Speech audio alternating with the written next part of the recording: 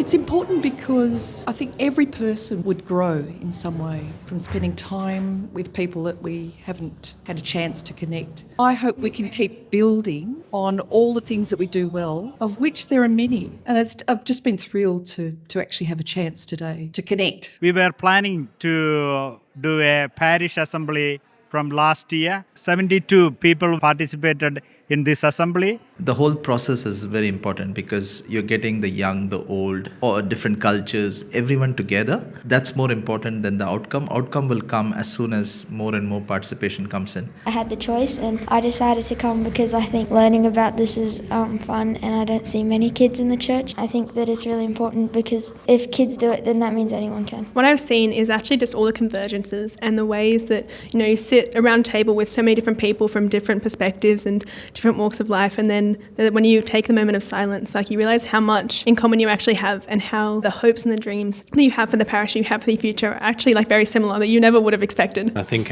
schools are real centres of evangelisation, where it's the first time that children will hear that message about Jesus and have that personal encounter, and so that connection that we have then is really important, so that we can foster that evangelisation and help build the connection between parish and school, so to have a lasting faith.